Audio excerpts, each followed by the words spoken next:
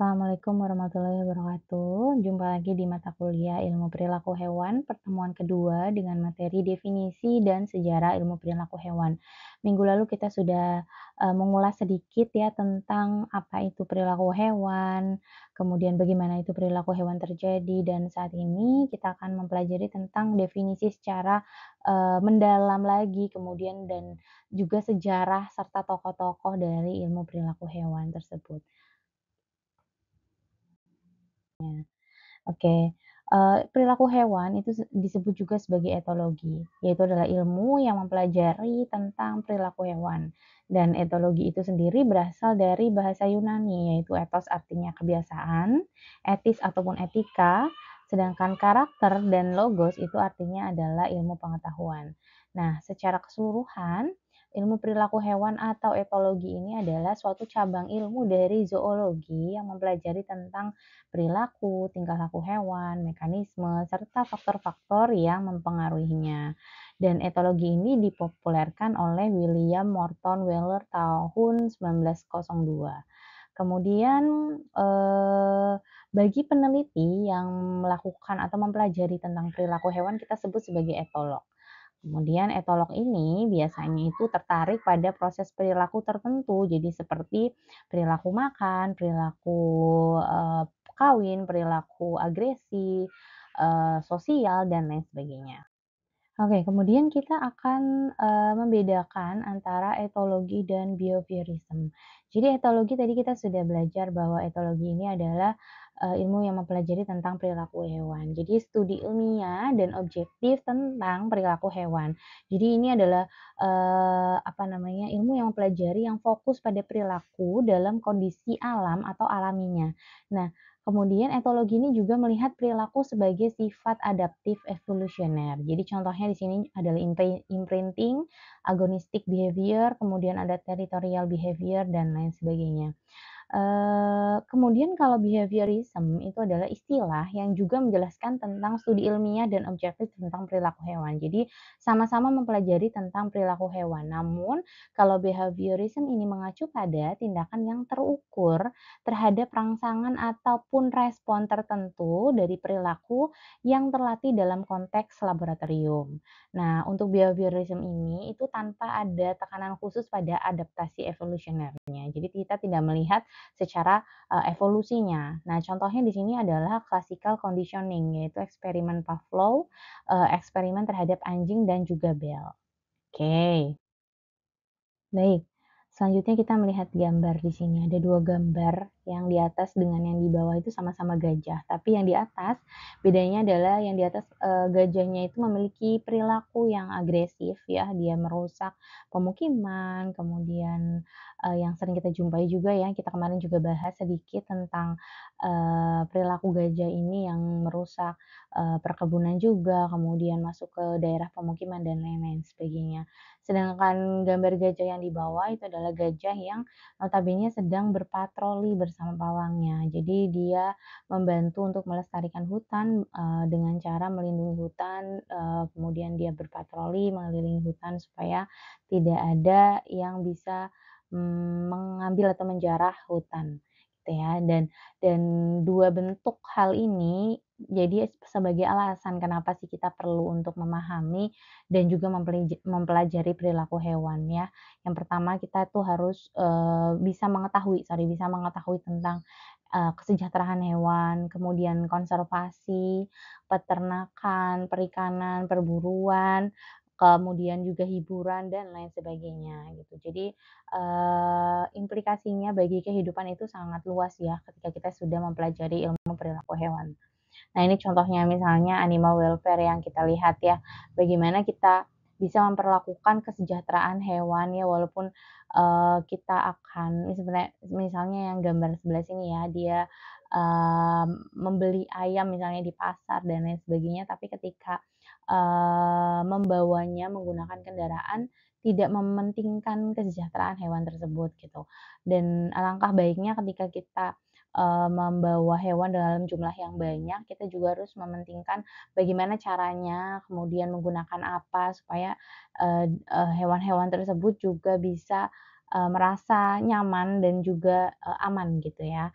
Kemudian gambar yang di samping ini adalah contoh ya monyet ekor panjang yang, dieksploitasi ya menjadi topeng monyet, yang sekarang kan sudah mulai menghilang sebenarnya karena sudah dilarang ya oleh pemerintah gitu. Namun ada saja yang masih gitu memelihara monyet, kemudian dijadikan sebagai topeng monyet gitu. Nah, kemudian yang di bawah ini adalah contoh upaya konservasi, ya konservasi orang hutan, kemudian ada, tukik ya, penyu gitu ya. Jadi ini merupakan beberapa hal yang ketika kita mempelajari perilaku hewan, kita akan mengetahui tentang ini semua gitu ya. Nah, perlu diketahui bahwa perilaku hewan ini merupakan perilaku yang adaptif. Artinya perilaku tersebut terjadi karena adanya proses adaptasi terhadap lingkungan. Nah, proses adaptasi ini yang kita kemarin pelajari itu memiliki tujuan yaitu untuk hidup, mempertahankan hidup. Kemudian selain itu juga untuk mengelola populasi, agar tetap lestari dan juga tidak punah di alam, gitu. Nah, dengan cara misalnya contohnya ya, dengan cara kita mempelajari tentang perilaku makan monyet ekor panjang, maka kita bisa, mengetahui populasinya di alam itu sebanyak sebanyak apa gitu, sehingga kita bisa mengendalikannya di kemudian hari. Jadi tidak berlebihan gitu, ataupun tidak punah, begitu ya. Oke, jadi, pemahaman tentang etologi atau perilaku hewan juga sangat penting dalam proses pelatihan hewan. Jadi ada beberapa hewan yang bisa kita manfaatkan, tapi dengan cara, pelatihan ya. Seperti, yang pertama adalah perilaku alami pada spesies yang berbeda. Contohnya, misalnya pada anjing pelacak. Jadi kita bisa melakukan pelatihan terhadap beberapa individu yang sudah kita pilih untuk melakukan tugas yang cocok gitu ya. Jadi misalnya anjing ini kita gunakan ya untuk, apa namanya, membantu polisi sebagai anjing pelacak. Ada juga, pelatihan yang bisa mendorong perilaku yang, terjadi secara alami dan juga kita bisa menghentikan perilaku yang tidak diinginkan. Ini contohnya seperti gajah tadi ya. Jadi misalnya gajah ini bisa kalau gajah yang liar ya, itu, memiliki perilaku agresi yang cukup besar gitu. Jadi kalau kita bisa mengendalikan, perilaku gajah yang liar tadi itu, kita bisa mengalihkan perilaku tersebut menjadi perilaku yang lebih bermanfaat, untuk manusia itu sendiri. Oke. Nah, etologi ini terkait juga dengan evolusi. Nah, ini ditandai dengan periode penting atau peka. Di sini adalah critical period ya maksudnya. Jadi, period penting atau critical period ini adalah suatu periode tertentu di mana ini terjadi pada umumnya ya, pada usia yang sangat dini dalam perkembangannya yang muncul yang memunculkan perilaku tertentu secara optimal. Jadi, perilaku ini muncul ketika hewan tersebut baru lahir. Contohnya adalah tukik. Jadi kita sebutnya adalah insting ya di sini ya. Jadi tukik itu punya insting ketika dia itu menetas dari cangkang, maka insting yang pertama kali dia lakukan adalah bergerak menuju langsung ke lautan, gitu ya. Itu adalah critical period yang mana itu adalah sebuah insting yang dimiliki oleh tukik. Kemudian, lingkungan alami adalah setting yang paling baik untuk mengamati perilaku. Nah, pendekatan metodologis dalam etologi ini yaitu adalah pendekatan yang memahami tingkah laku dengan setting alamiah dan ada beberapa langkah-langkahnya. Yang pertama adalah mengetahui informasi tentang spesies tersebut sebanyak mungkin.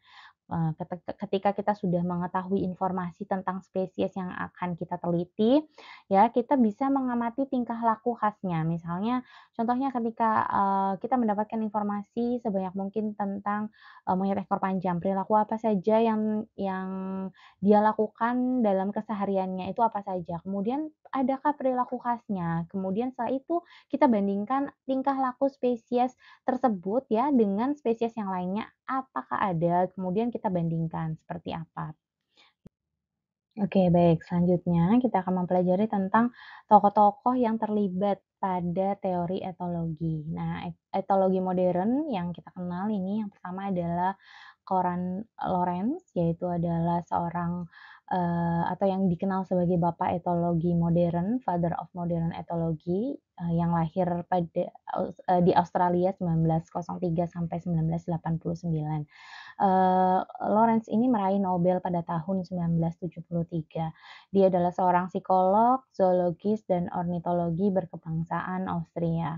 Nah, Lawrence yang kemudian dalam perjalanannya, Lawrence ini bertemu dengan Nicholas Tinbergen yang merupakan seorang ahli tingkah laku juga atau etologis, yang kemudian mereka berdua berdiskusi tentang hubungan antara respon penyesuaian tempat dengan mekanisme pelepasan yang dapat menjelaskan timbulnya tingkah laku berdasarkan insting. Kemudian hal ini, akhirnya menjadi sebuah cikal bakal lahirnya, ilmu perilaku hewan atau etologi. Nah, percobaan dari Lawrence yang terkenal itu adalah imprinting ya. Jadi bagaimana, eee, perilaku, hewan ketika lahir yang meniru dari, apa yang pertama kali dia lihat gitu ketika dia pertama kali, lahir. Nah, ini contohnya adalah di anak angsa ya. Nah, kemudian selanjutnya adalah di Tinbergen ya, Nicholas Tinbergen ini adalah seorang etolog dan ornitologi juga asal Belanda yang meraih Nobel dalam fisiologi atau kedokteran pada tahun 1973. Kemudian, eee, Tinbergen ini melakukan percobaan yaitu, berupa atau sarang tawon yang dia, ujikan kepada beberapa tawon ataupun lebah ya di sini. Jadi, awalnya itu sarang sarang tawon ini ditempatkan di tengah-tengah lingkaran bunga pinus. Nah, kemudian, ketika tawon terbang mencari makanan dan kemudian dia kembali ke sarang, maka tawon secara insting akan bergerak ke dalam lingkaran bunga pinus yang di situ ada sarang. Nah, kemudian lingkaran bunga pinus ini dipindahkan di samping sarangnya. Jadi sarangnya tetap ada di situ, tapi, lingkaran bunga pinusnya dipindahkan. Jadi sudah tidak melingkari sarang tersebut. Nah, ternyata si tawon tadi ketika, apa namanya, pulang lagi ke sarang, dia tidak masuk ke dalam sarangnya, namun malah masuk atau kembali ke dalam lingkaran bunga pinus yang di situ itu tidak ada sarangnya. Nah, kemudian setelah itu, dilakukan lagi percobaan bahwa sarang tawon dipindahkan ke dalam bunga pinus atau ke dalam, bunga pinus yang dibentuk segitiga. Tapi di sini tawon tetap kembali ke lingkaran bunga pinus. Jadi di sini kesimpulannya adalah tawon ini dapat menggunakan satu bentuk ya, dan di situ dia akan hafal dengan bentuk tertentu untuk melindungi sarangnya, kemudian menjaga lingkungannya gitu. Dengan cara dia itu mengenal bentuk-bentuk yang ada di sekitarnya, seperti itu ya. Ini contoh adalah percobaan dari Tinbergen. Oke. Nah kemudian, setelah tadi disebutkan ya dalam perjalanannya Tinbergen dan Lawrence ini bertemu, kemudian mereka ini, memperhatikan 4 jenis penjelasan setiap perilaku. Jadi bagaimana fungsinya, yaitu bagaimana perilaku itu berpengaruh kuat pada kesempatan hewan untuk kelangsungan hidup dan reproduksi. Jadi fungsinya untuk apa sih, perilaku hewan ini untuk kelangsungan hidup dan juga reproduksinya. Kemudian penyebabnya, apakah stimuli yang mendapatkan tanggapan tersebut atau respon tersebut dan bagaimana, diubah dengan pembelajaran yang saat ini, gitu. Kemudian yang ketiga adalah pengembangan, bagaimana perilaku berubah dengan umur dan apakah pengalaman awal tadi itu, perlu untuk perilaku, atau perlu untuk memperlihatkan perilaku. Kemudian sejarah evolusioner. Jadi bagaimana perilaku jika dibandingkan dengan perilaku yang sudah, terjadi, apakah ada atau menimbulkan, apa namanya, keterkaitan tertentu. Nah, kemudian yang ketiga adalah, tokoh yang ketiga adalah Bowlby, John Bowlby, yaitu seorang psikiater dan psikoanalis yang, kemudian dia dikenal karena minatnya dalam hal perkembangan anak. Jadi teori Bowlby ini dipengaruhi oleh teori evolusi observasi perilaku hewan ternyata. Nah, menurut teori etologi ya di sini, tingkah laku itu sangat lekat pada anak sehingga diprogram secara evolusioner dan instinktif. Jadi, menurut, teori ini, teori etologi ya sebelumnya bahwa, ternyata pada anak itu tingkah laku itu sangat melekat, jadi sangat evolusioner, diturunkan ternyata. Nah, tingkah laku kelekatan ini tidak hanya ditunjukkan dari anak ke ibu, tapi juga dari ibu ke anak. Jadi secara, biologis ibu dan anak ini sudah dipersiapkan untuk saling merespon perilaku. Ada perilaku awal yang sudah terprogram, yang kita sebut sebagai insting.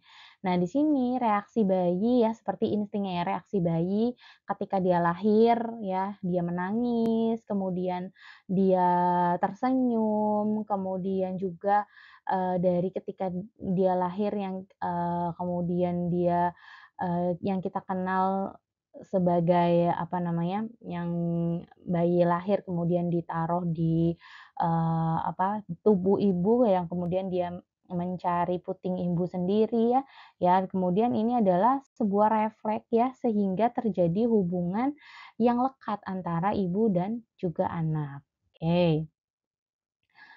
Oke, dan ternyata di sini bayi juga sudah dipersiapkan untuk merespon tanda-tanda suara dan juga perhatian dari ibu. Makanya ada beberapa, bayi ya, kalau anak-anak itu yang misalnya, ada suara ibunya dia sudah tenang, kemudian ada baju ibunya saja atau ada wangi dari baju ibunya, dia udah tahu ada ibunya gitu. Jadi ada beberapa, hal yang ternyata sudah dia respon gitu dengan terprogramnya, respon biologis yang tadi dan hasilnya adalah anak dan ibu akan mengembangkan hubungan kelekatan yang saling menguntungkan yang disebut sebagai mutuality attachment.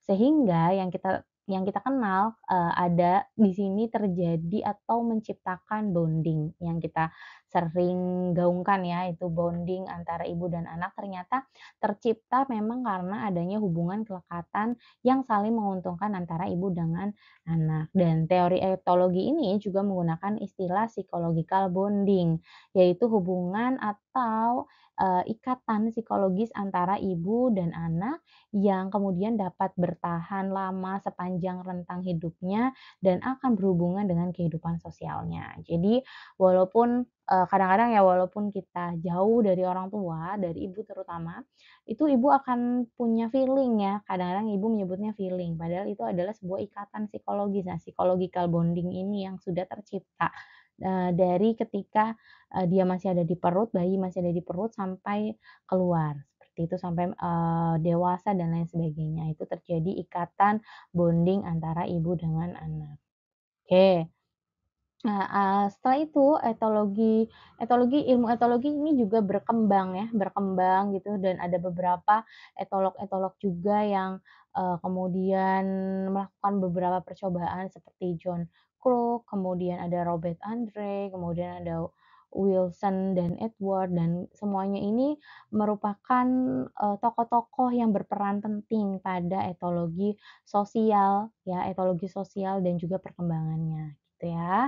Dan ini ada beberapa diskusi yang harus kalian, kerjakan, yaitu nanti ada 5 ya, ada 5 soal dan silakan kalian kerjakan, kemudian kalian review materi hari ini. Kalau kalian punya, materi lebih banyak, silakan kalian pelajari dan kemudian kalian, diskusikan. Kalau misalnya ada yang mau ditanyakan, boleh kalian silakan menanyakan di WhatsApp grup atau, via WhatsApp gitu dengan Ibu nanti kita bisa berdiskusi panjang tentang materi yang sudah kita pelajari. Baik, mungkin itu saja dari yang Ibu sampaikan, kurang lebihnya wabillahi taufiq wal hidayah. Wassalamualaikum warahmatullahi wabarakatuh.